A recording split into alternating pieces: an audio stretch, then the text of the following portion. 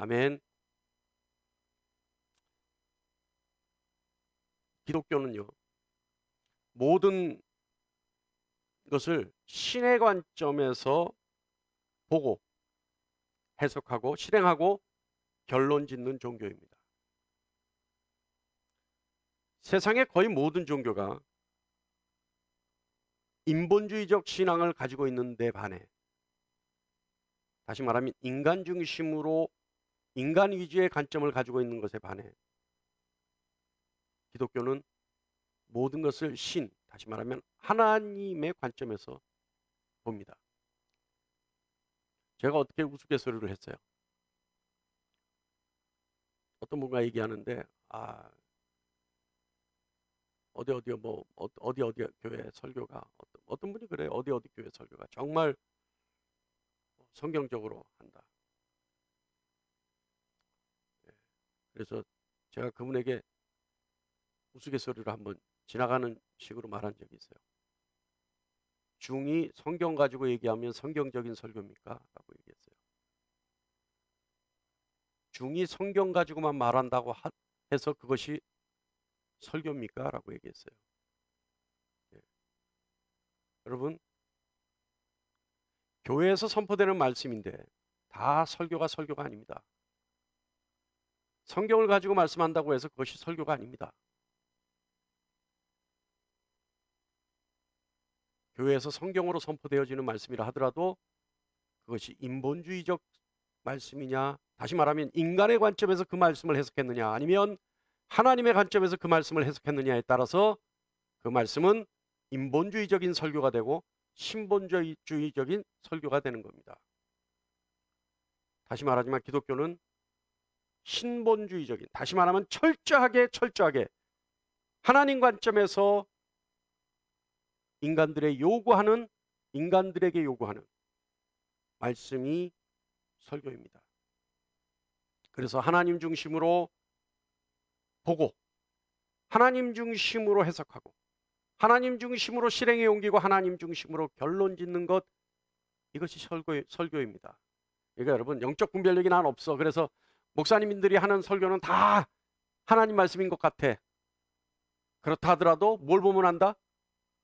이 설교가 사람의 관점에서 사람들에게 얘기하고 있느냐, 사람의 관점에서 사람들을 평하는 얘기냐, 아니면 하나님의 관점에서 사람을 이야기하고 평하는 얘기냐. 창세기 1장 1절에 태초에 하나님이 천지를 창조하시니라.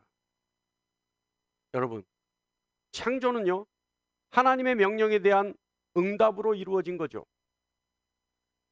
빛이 있으라 명령하시니 응답하여 빛이 생겼고 낯이 되었습니다. 하나님이 궁창을 명령하시니까 응답하여 궁창이 생겼고 물과 물이 나뉘고 하늘이 생겼죠. 하나님이 세상을 창조하실 때 그와 같이 모든 세상 것들은 하나님의 명령에 응답하여 이루어진 겁니다. 동의하십니까? 네. 그런데 여러분, 하나님이 세상 하실 때요, 하나님이 세상 그 창조 모든 세계에 제정하신 질서가 있었어요. 이 질서는 피조물과 피조물 사이에 존재하는 질서였어요. 또한 하나님과 피조물 사이에 존재하는 질서도 있었습니다. 근데 이 질서가 왜 필요하냐면요, 하나님이 세상을 창조하실 때 어땠어요? 6일간 세상을 창조하시면서 7일째 안식하기 전까지 창조하실 때마다 어땠어요? 보시기에 좋았어요. 보시기에 좋았던데, 보시기에 좋았던 그대로를 유지하기 위해서 이 질서는 반드시 필요했던 겁니다. 하나님은 창조하실 때 그때 그 모습 그대로 유지하기 위해 질서를 제정하시고, 그 질서를 유지하기 위해 하나님은 열심을 다하시죠. 그래서 그것을 신학적 용어로 하나님의 섭리라고 얘기합니다. 자, 여러분, 이 시간은요, 하나님의 관점에서 회복이라고 하는 용어를 한번 생각해 보죠. 하나님의 관점에서 생각하는 겁니다. 회복. 이게 하나님의 관점에서 생각하는 것과 인간의 관점에서 생각하는 게 전혀 달라요. 자, 하나님의 관점에서 회복은 어떻게 생각하느냐? 어떻게 정의할 수 있느냐?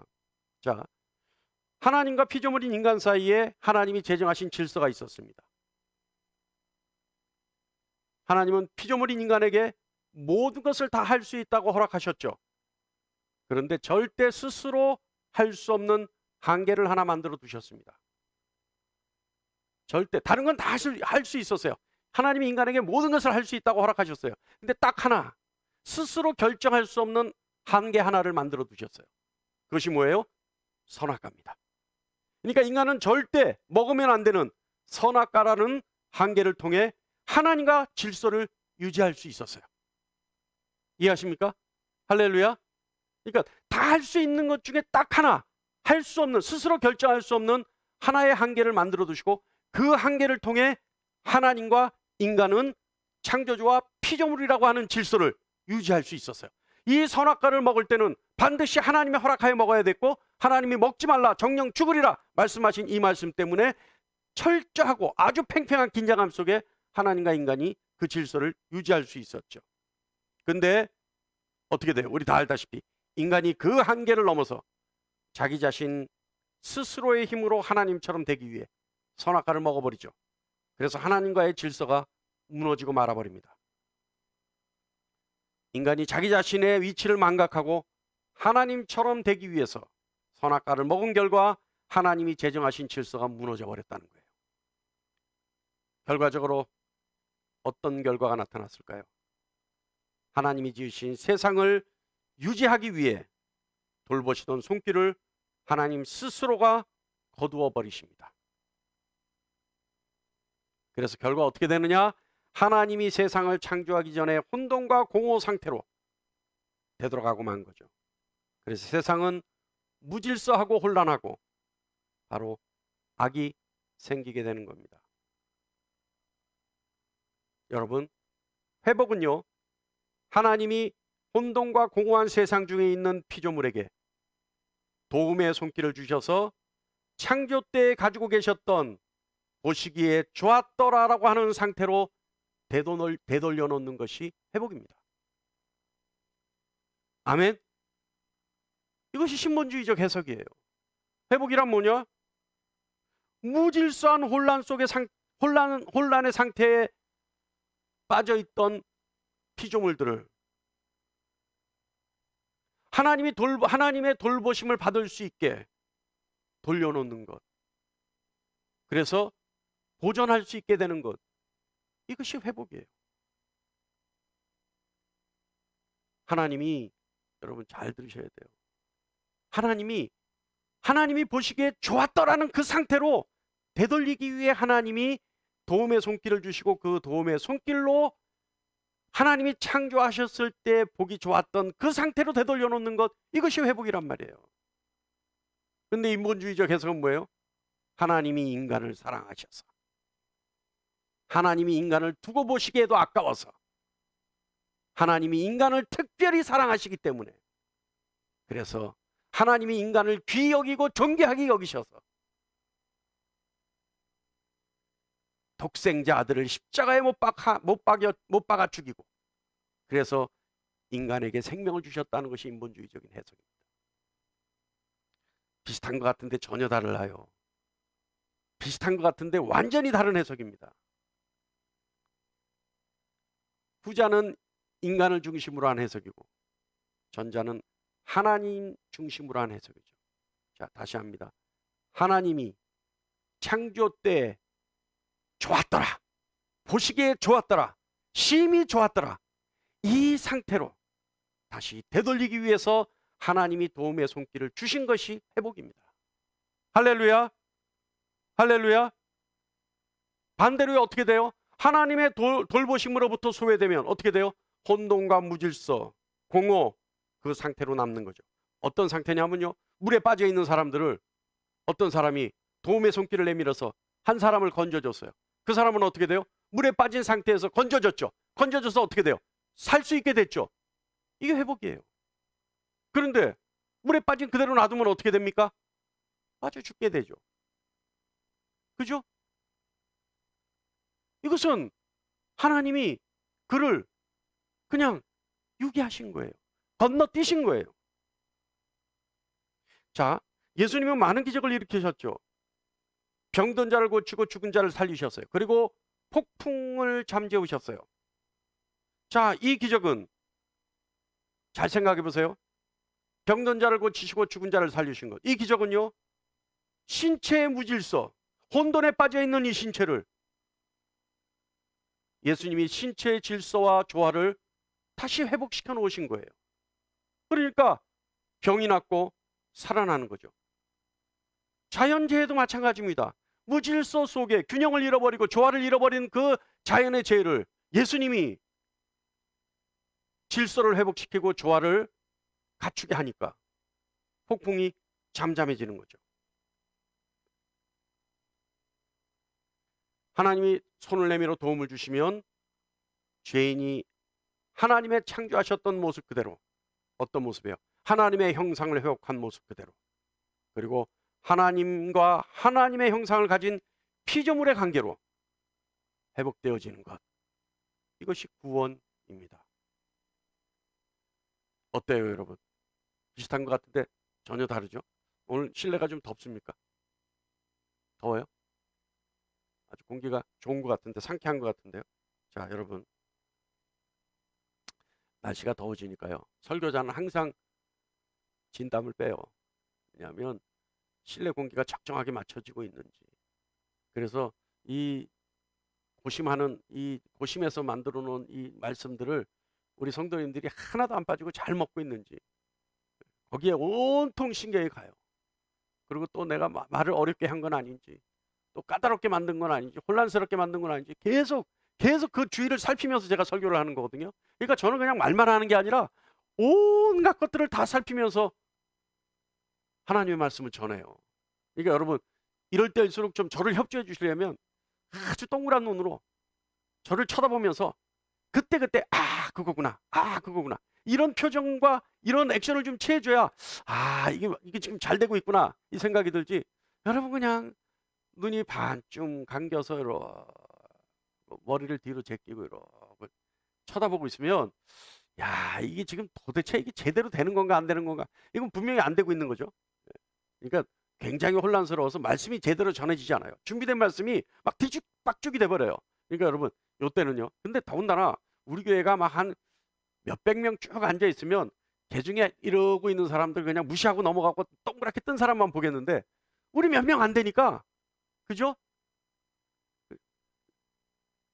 좀 협조 좀 해주시기 바랍니다. 그러니까 여러분, 우리 기독교는요, 철저하게 하나님 중심이어야 돼요. 나중에 또 얘기하겠습니다만, 인간 중심으로 돼서는요, 이건 세상 종교와 다를 바가 없어요. 다를 바가 없어요. 그러니까 인간 중심으로 성경을 가지고 말을 하더라도, 성경 말씀을 가지고 말을 하더라도 그 선포되는 말의 중심이 인간을 중심으로 하고 있는 말이냐, 이거는요, 세상 종교에서 하는 얘기들입니다. 하나님 중심으로 얘기하는 것, 이것이 하나님의 말씀의 대언이에요. 오늘 말씀을 보면요, 철저하게 그 말씀들이 나와요. 자, 오늘 말씀, 하나님의 에스겔에게 보여준 환상의 일부죠. 오늘 본 말씀이 그거예요. 자, 이스라엘은 바벨론 포로 신세가 되어 있어요. 그래서 그 포로 신세에 있는 이스라엘을 위로하기 위해서 하나님이 에스겔을 통해 이스라엘에게 주신 위로의 말씀이 오늘 본문의 말씀입니다. 그런데 오늘 본문의 말씀만 보면요, 이건 단순하게 마른 뼈를 살리신 성령 하나님의 능력, 또 마른 뼈 같은 이스라엘을 살을 붙여서 생기를 넣으셔서 다시 살리시고 부활시키는 하나님의 사랑의 메시지로밖에 전달할 수밖에 없어요. 이 말씀을 보면 오로지 메시지는 뭐예요? 사랑의 하나님, 위로의 하나님, 이 성령의 하나님, 능력, 이런 것으로 국한되는 메시지를 가질 수밖에 없습니다. 그런데 제가 이 말씀을 가지고 막 묵상했어요. 어저께 이 말씀을 가지고 한참을 씨름하고 있는데, 이제 마지막으로 정리가 돼야 되는데 정리가 안 돼요. 그래서 처음부터 다시 시작했는데 제 아들이 그래요. 아빠 무슨 기분 안 좋은 일 있어? 점심 식사하는데 아빠 무슨 안 좋은 일 있어? 왜 표정이 왜 그래? 그러니까 제 아내가 그래요. 아들한테. 아빠는 특별히 토요일 날은 기분이 안 좋아. 아빠 건드리지 마. 아빠 건드리지 마. 온통 신경이 거기 가 있는 거예요. 그래서 처음부터 다 갈아엎고 다시 준비했어요. 자, 여러분, 포로로 잡혀있는 이스라엘에게 주시는 하나님의 위로의 말씀이죠. 그죠? 그렇다면 이스라엘이 왜 포로의 신세가 됐는지 우리 알아봐야 될 거 아닙니까? 그래야지 이 말씀이 어떤 위로의 말씀인지 알 수 있잖아요. 단순하게 이 말씀만 뽑아서 들면 아까 얘기했듯이 성령의 능력, 그 능력에 하나님이 이스라엘을 회복시키시고 부활시키시고 이스라엘을 본향으로 이끌어 가신다. 그러니까 염려하지 마라. 하나님은 사랑이시다. 이스라엘을 너무 사랑하시니까 하나님이 이와 같은 기적의 역사를 베푸신다. 이렇게 끝난단 말이에요. 그런데 하나님이 이 기적의 역사를 일으키기 전에 왜 이스라엘이 포로로 잡혀가지 않으면 안 됐는지 그거를 알아야 할 거 아닙니까? 동의하십니까? 자, 그래서 이제 시작합니다. 왜 포로로 잡혀갔는지. 에스겔서 6장 9절 후반부부터 10절까지의 말씀입니다. 우리 다 같이 한번 읽어볼까요? 시작. 그들이 음란한 마음으로 나를 떠나고 음란한 눈으로 우상을 섬겨 나를 근심하게 한 것을 기억하고 스스로 한탄하니 이는 그 모든 가증한 일로 악을 행하였습니다. 또요. 다 같이요. 시작. 그때야 그들이 나를 여호와인 줄 알리라. 내가 이 재앙을 그들에게 내리겠다 한 말이 헛되지 아니하리라. 자, 여러분, 첫 번째요. 이스라엘이 왜 포로로 갈 수밖에 없었는지. 하나님을 근심하게 한 죄예요. 하나님을 떠나 우상을 섬기고 마음에 우상을 두고 오히려 우상을 철저하게 섬긴 죄죠. 이 일은 하나님 보시기에 가증한 일이었습니다. 여러분, 이 시간 우상을 일일이 설명하지 않겠어요. 하나님으로부터 떠나게 한 모든 것, 자기 자신이 좋게 보는 것, 하나님으로부터 마음 빼앗긴 모든 것, 하나님 외에 자신이 취하고자 하는 모든 것, 하나님과 함께 할 수 없게 만든 모든 것, 뭐예요? 세상의 쾌락. 이런 것들이 우상이죠. 그런데 하나님은 두고 보실 수 없는 죄 때문에 하나님의 백성을 벌하시죠. 여러분, 이스라엘은 생각했어요. 하나님의 자녀이기 때문에 언제나 안전을 보장받았다 라고 생각하는 어리석은 자들이 이스라엘이었습니다. 그런데 하나님은 그런 이스라엘에게 벌하셨어요. 무엇 때문에? 무엇 때문에? 무엇 때문에 이스라엘에게 벌하셨나요? 여러분 잘 들으세요. 반드시 벌하시겠다라고 하는 말씀, 이 말씀, 하나님은 거짓이 없으시며 하신 말씀을 반드시 행하신 하나님이라는 것을 알려주기 위해서 이스라엘을 벌하셨습니다. 물론 이스라엘의 죄 때문에 벌하셨다고 하지만 그것이 중요한 것이 아니라 하나님이 이스라엘을 벌하신 중요한 이유는 뭐냐? 내가 너희가 죄악을 저지르면 반드시 벌하겠다라고 하는 하나님의 말씀이 언제나 유효하고 언제나 실행에 옮길 수 있는 무서운 말씀이라는 것을 알게 하기 위해서 하나님이 이스라엘을 벌하신 겁니다. 아멘. 하나님이 반드시 벌을 내리시겠다라고 하는 말씀을 실행에 옮기심으로 하나님이 하나님 되심을 알게 하기 위해서 하나님은 이스라엘을 벌하셨어요. 그래서 본문 말씀에 있죠. 그때야 그들이 나를 여호와인 줄 알리라. 두 번째는요, 에스겔서 7장 4절 말씀에 있습니다. 다 같이요. 시작. 내가 너를 불쌍히 여기지 아니하며 긍휼히 여기지도 아니하고 내 행위대로 너를 벌하며 내 가증한 일이 너희 중에 나타나게 하리니 내가 여호와인 줄 너희가 알리라. 아멘. 사랑하는 성도 여러분, 교회는 그리고 성도는 언제까지 주님과 사랑 노름에 빠져 있을지 의문입니다. 교회는, 성도는 언제까지 주님과 사랑 타령만 하고 있을지 의문입니다. 코로나로 온 교회가 영성이 무너지고 교회가 갈라지는데도 그래도 사랑 노름 빠져 있고 사랑 타령하고 있습니다. 하나님은 보시기에 악하고 가증스러운 일, 그 일에 대해서는 긍휼히 여기지 않으십니다. 하나님의 말씀이 있는데 왜 오늘날의 교회는, 그리고 성도들은 자신들의 모든 과거와 오류를 하나님의 사랑과 긍휼로 무마하려 하는지 모르겠습니다. 하나님 분명히 말씀하십니다. 내가 하나님인 것을 알게 하기 위해서라도 반드시 행위대로 심판하고 가증한 모든 일에 보응하겠다. 조금 전에 우리가 읽었던 7절 말씀 가운데 있는 말씀입니다. 세 번째는요, 에스겔서 11장 12절 말씀에 있어요. 다 같이요, 시작. 너희는 내가 여호와인 줄 알리라. 너희가 내 율례를 행하지 아니하며 규례를 지키지 아니하고 너희 사방에 있는 이방인의 규례대로 행하였느니라. 하나님이 이스라엘을 벌하신 이유 세 번째가 이거예요. 여러분, 분명히 말하지만 하나님의 말씀 따르는 거 어려운 일입니다. 하나님의 말씀이 실행하기 어려운, 힘든 일이라 어려운 것이 아니에요. 하나님의 말씀이 삶에 적용시키기 난해한 말씀이기 때문에 어려운 것이 아닙니다. 하나님의 말씀이 어려운 이유는 내 자신의 경험을 통해 가지고 있는 얄팍한 지식이 하나님의 명령을, 하나님의 말씀을 거부하기 때문에 어려운 겁니다. 또한 나 자신 스스로가 하나님처럼 되고자 하는 교만한 마음이 하나님의 말씀을 따르기에 방해 요소가 되기 때문에 하나님의 말씀을 삶에 적용시키는 것이 어려운 것입니다. 작은 아이도요, 부모가 뭐라 그러면 4, 5학년만 돼도 그러죠. 내가 알아서 할게. 내가 알아서 할게.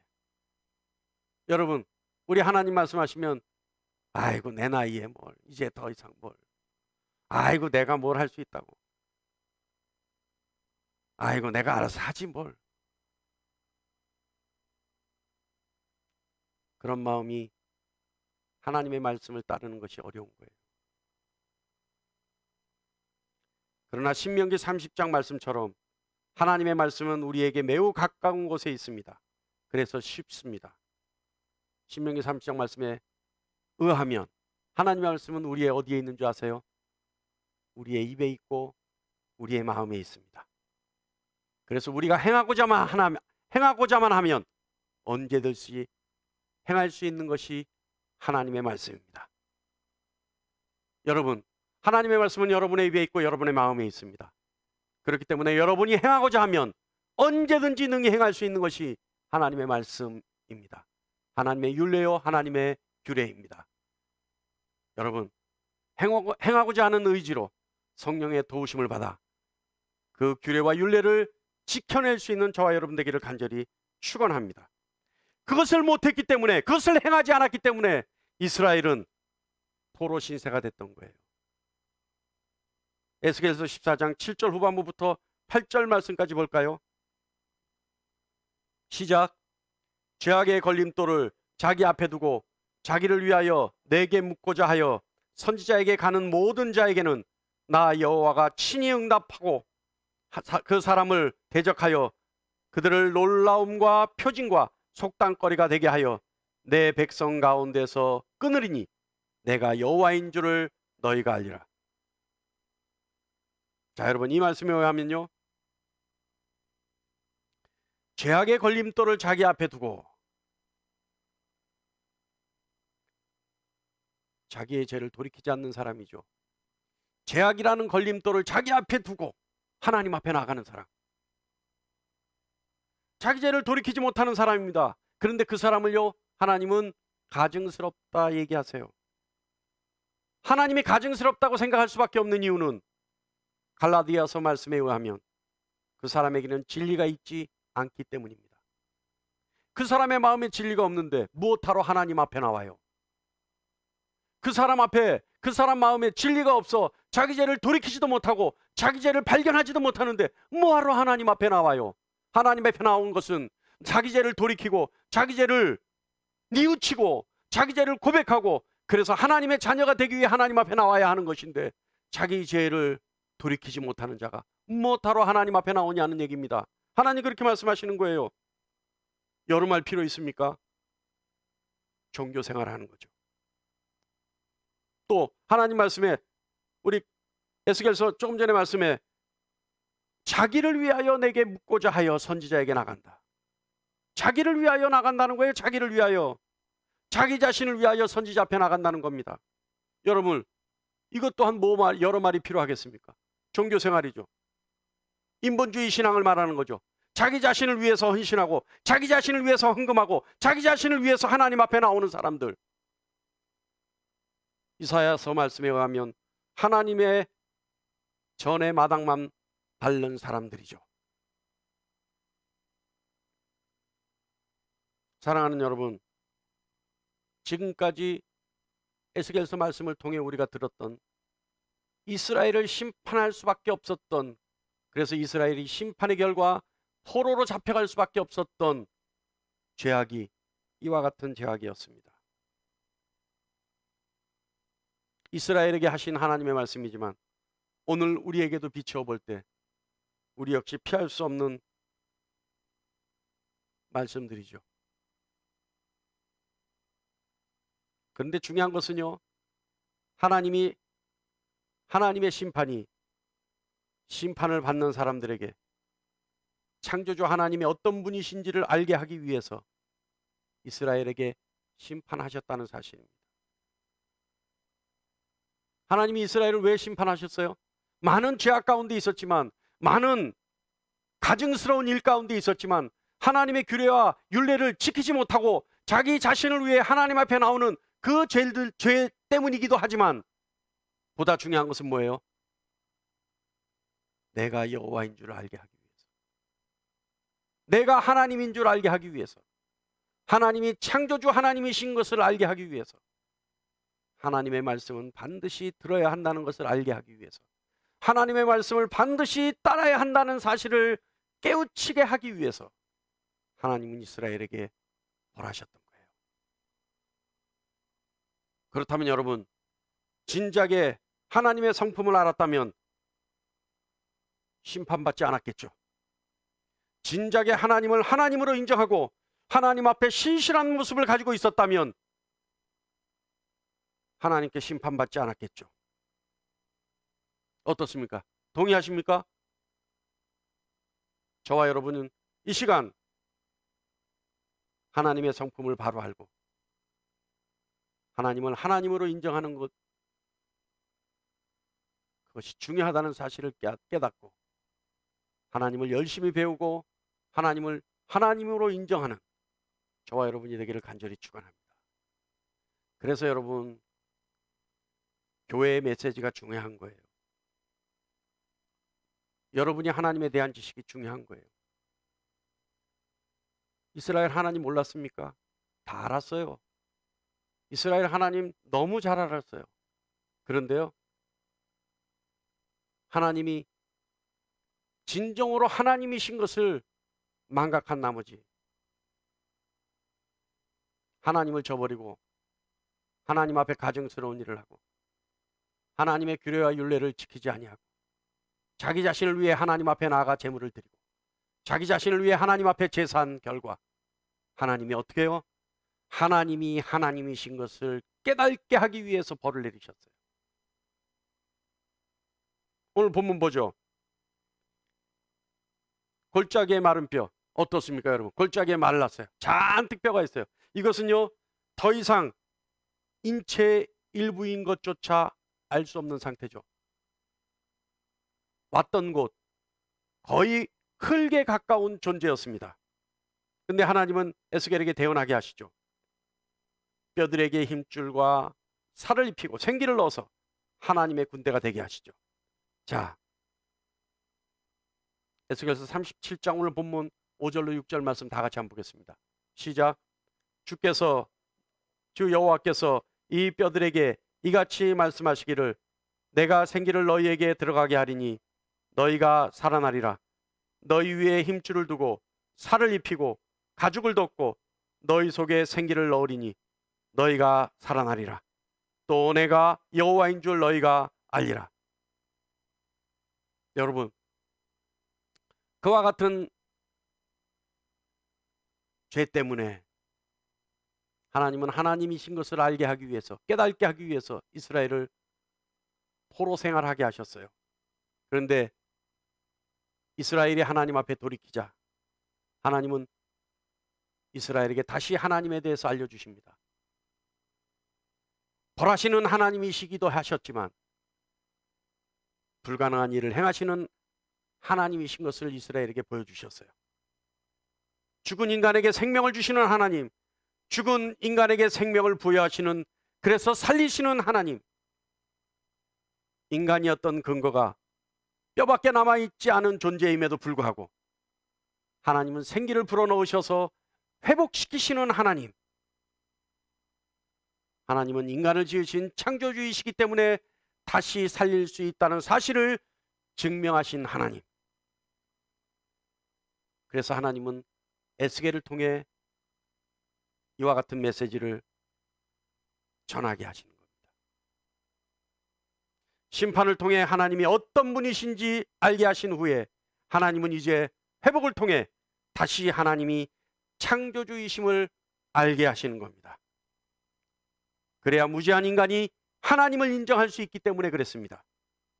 하나님은 피조물인 인간과 창조의 질서를 회복시키기 위해 그 어떤 방법도 마다하지 않으셨죠. 심지어 당신의 아들을 십자가에 못 박아 죽이는 일까지도 서심없이 행하시는 하나님이십니다. 여러분,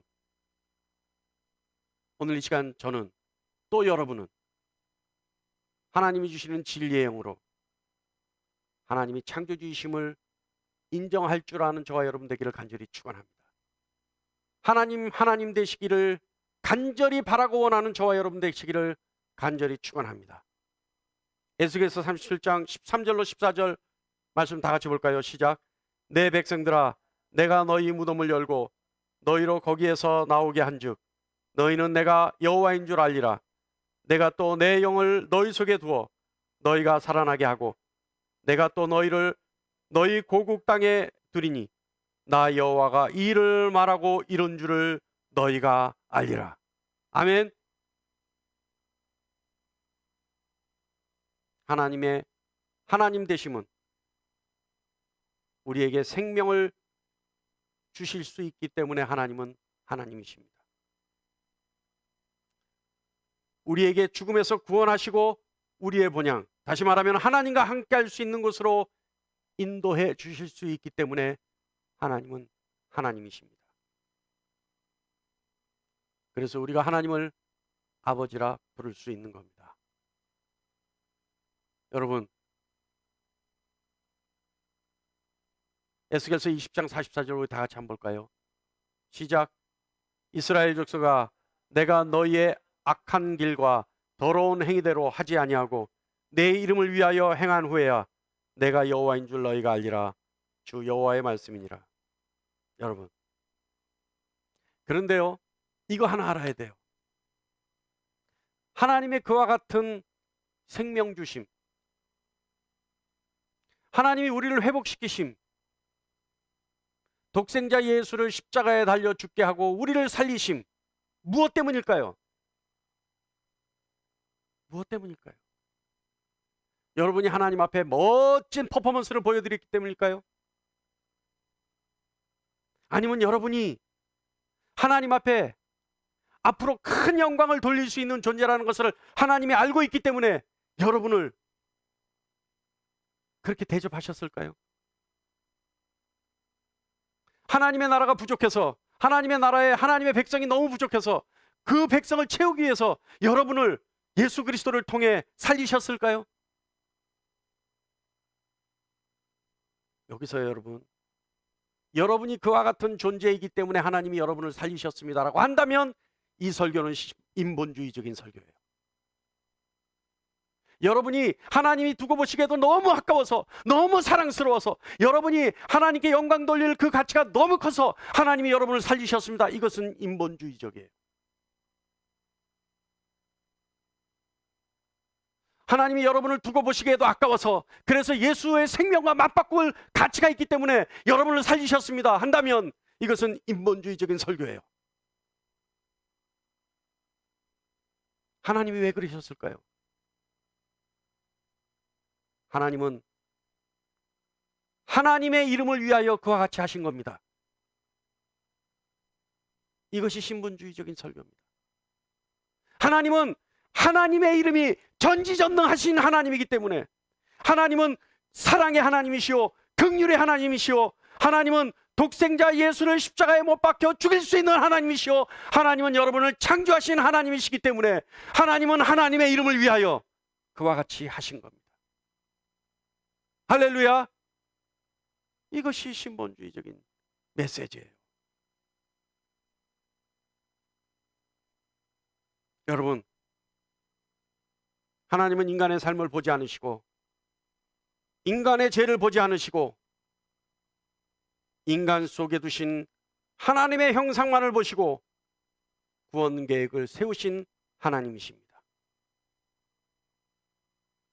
하나님의 이름을 위하여 하나님이 행하시는 겁니다. 그러니 여러분, 이것이 은혜이고 이것이 위로입니다.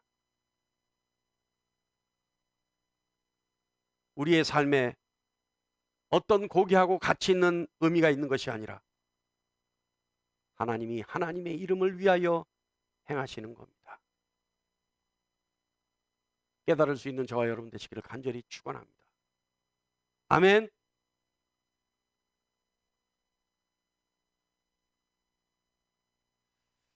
우리 마지막으로 한번 에스겔서 2장 5절 말씀 한번 읽어볼까요? 다 같이 시작. 그들은 패역한 족속이라 그들이 듣든지 듣지 아니하든지 그들 가운데 선지자가 있음을 알지니라. 다시 할까요?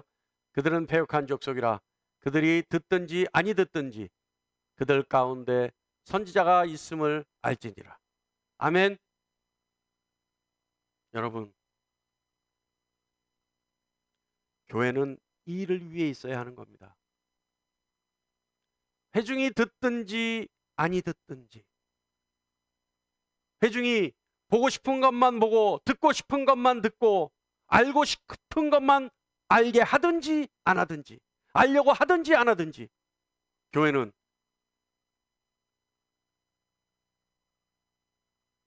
하나님의 말씀만을 전하고 하나님의 뜻만을 전하고 하나님이 어떤 분이신지를 알게 하고 하나님이 하나님 되심을 깨닫게 하기 위해 있는 것이 교회입니다. 그래서 듣든지 아니 듣든지 교회는 하나님의 메시지를 선포해야 합니다. 그래서 교회에는 진리의 영이신 성령 하나님이 임재하셔야 합니다. 그래서 성령 하나님의 진리를 통해 패역한 족속이 듣든지 아니 듣든지 오로지 하나님의 말씀만이 선포되어야 합니다. 그래서 우리 주 예수 그리스도께서 모든 것의 주인이심을 알게 하기 위해 존재하는 곳이 교회입니다. 할렐루야. 오늘 설교 중에 또 무거운가요? 여러분, 이와 같은 메시지가 위로의 메시지 아닙니까? 여러분, 우리가 하나님으로부터 진정으로 사랑을 받고 하나님의 도움의 손길을 간절히 원한다면 교회 헌신, 봉사, 헌금 중요한 거 아닙니다. 여러분에게 있는 하나님의 형상의 회복이 가장 중요합니다. 제가요 자꾸 이런 설교만 하니까 우리 교회는 아무것도 안 하는 줄 알아요. 제가 이런 설교를 하니까 우리 교회는 헌금도 필요 없고 우리 교회는 아무것도 필요 없는 교회인 줄. 아니, 외부에서도 그래요. 그래서 제가 본질을 얘기하다 보니까 그럴 수밖에 없잖아요. 예? 본질을 얘기하다 보니까 여러분 11조 중요한 거 아닙니다. 여러분의 신앙 고백이 중요한 겁니다. 이러니까 우리 교회는 아무것도 안 해도 되는 줄 알아. 이거 어떤 분들이 외부에서 그래요. 목사님, 아멘교회는 아주 넉넉한가 봐요. 왜요? 왜요? 아, 목사님이 다 하시나 보죠? 목사님이 워낙 목사님이 뭐 가지신 게 많아서 뭐 부모님으로부터 물려받은 게 워낙 많아서 목사님이 다 하시나 보죠? 이래요. 그래서 왜요? 아, 목사님 설교 들어보면요. 11조 안 해도 되는 것 같아요. 목사님 설교 들어보면 아무 헌금도 필요 없고, 아멘교회는 그런 거 안 하는 것 같아요. 전부. 필요하죠. 필요한데 여러분, 중요한 건 뭐예요? 본질이 중요한 거죠. 저는 여러분이 물론 아멘교회 교회 운영을 위해서 헌금 많이 하는 거 감사하죠. 없으면 당장 힘들어지죠.